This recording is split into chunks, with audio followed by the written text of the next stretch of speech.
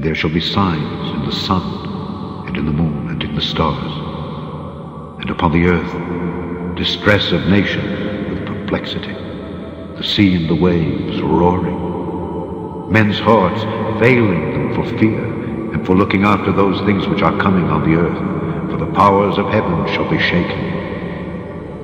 And then shall they see the Son of Man coming in a cloud with power and great glory. And when these things begin to come to pass, then look up and lift up your heads, for your redemption draweth nigh.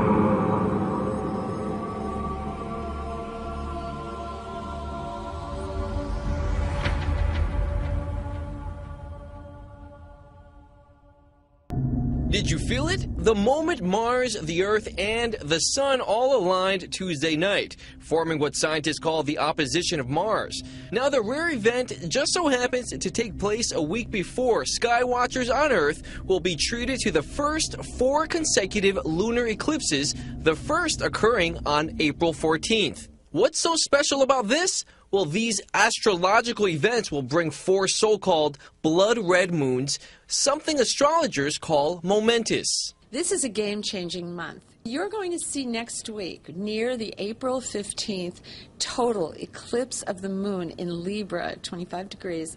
You're going to see a lot of news coming up on TV. We all have to stay glued to our televisions, but also in our own life.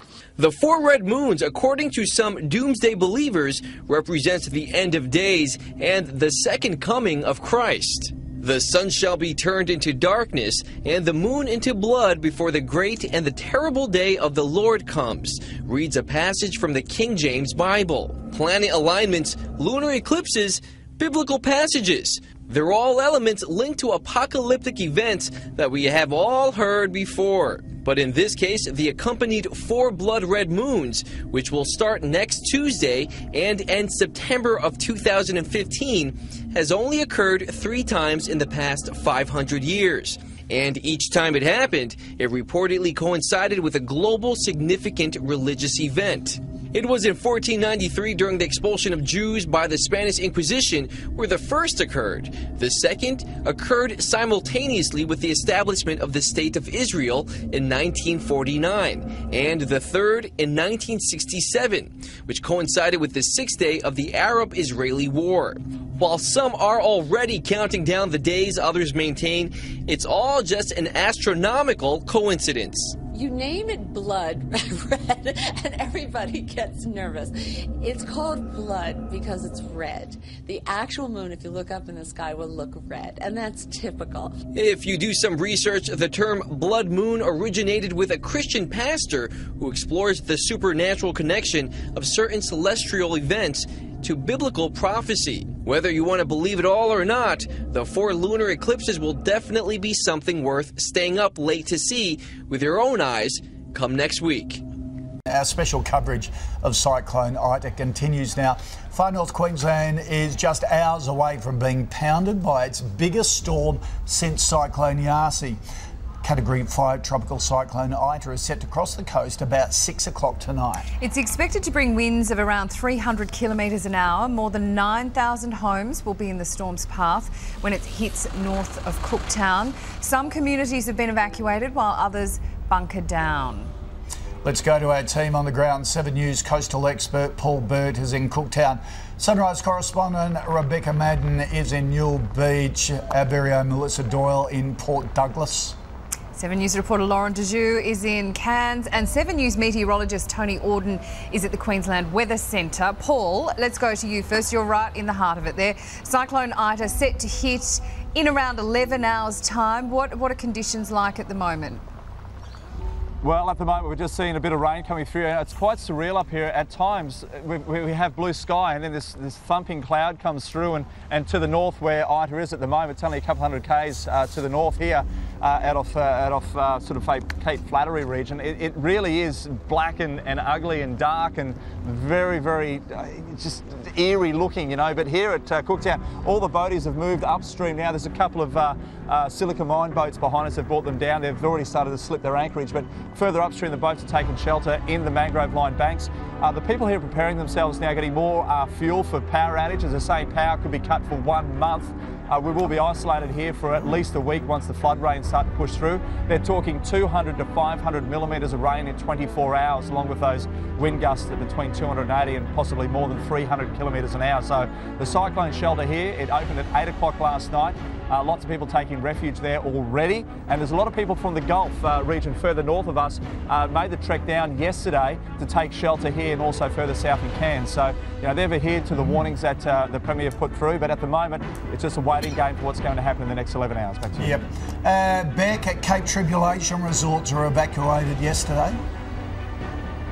Yeah, they certainly were. We went for a drive up there late yesterday evening, and a few of the places weren't accepting. We were actually trying to stay up there, but a few of the places, well, most of the places weren't accepting people coming in to stay overnight because of the conditions.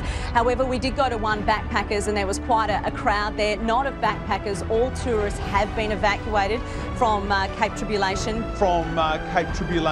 But there were all of the managers there and all of the staff and the locals, obviously, just having a drink, I suppose, the calm before the storm. But they seem pretty relaxed about things. They said they're going over the road to shelter when the cyclone does hit. They don't really have anywhere to go, so they are actually staying put. They've made that decision. They are prepared, but I don't know how well prepared you can be for a cyclone if it hits, and if you're right in the eye of that storm and enduring 300-kilometre winds. I'm not quite sure the buildings up there will stand the strength of those winds. OK, Mel, Port Douglas is, of course, a popular holiday destination, school holiday time, nearly Easter. How are locals and tourists preparing there? Yes, Sam, you can imagine that there's a lot of people here. It's been a really interesting reaction. So we've seen a lot of locals come down this morning. So just behind my camera, I reckon there's a group of about 30 people. Some of them are out walking their dogs. They've all come down to look. As you can see, it's quite a beautiful morning. It was pouring with rain when I spoke to you about an hour ago, but now the sun is out.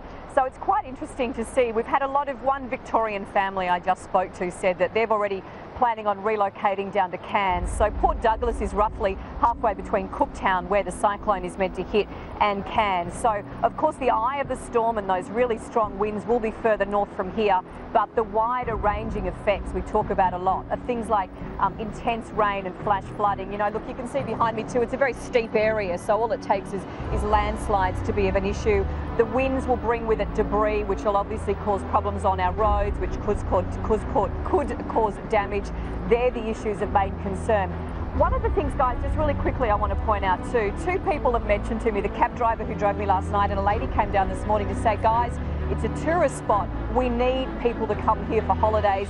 Don't be alarmist and frighten everybody off. So, of course, the cyclone will hit this afternoon, but please do come back to this area. And that's a message, I think, given what we saw with Yasi 3 years ago, that they really want to put out. Yeah.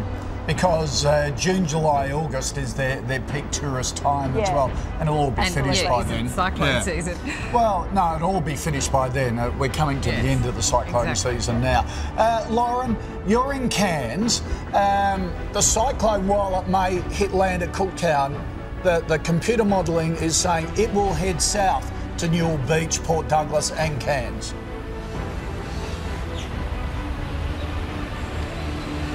Some models do suggest that, Koshi, and obviously locals here are really hoping that that doesn't happen. This is the most populated part of the far north coast, and if that was to happen, there would be quite a few homes, quite a few residents affected by the cyclone. It's still very hard to tell, though, whether or not that will happen, and it really just depends how close that system gets to Cairns as to how much damage that we see.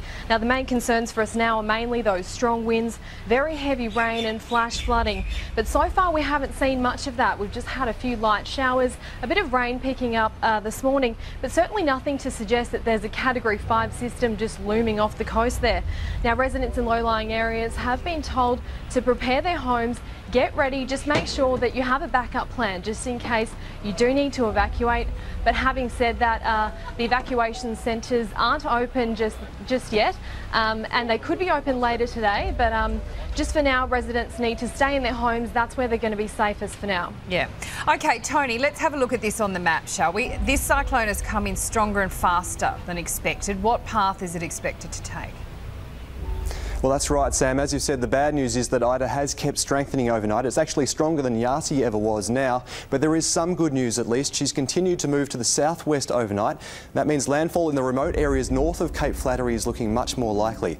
Having said that, every subtle change in movement for Cyclone Ita will be critically important to the impact it does have on land, especially for those largest towns on the east coast. We're talking Cooktown, Port Douglas, Cairns and even further south. If Ita was to push east and move along the coast, it would keep that strength. That would be a worst case scenario, but that is looking much less likely as time goes on. The best result will still be for Ita to hit as quickly as possible, as far west as possible, and that means she'll weaken quickly over land. All right. Thank you, team, for that. Keep us updated throughout the morning.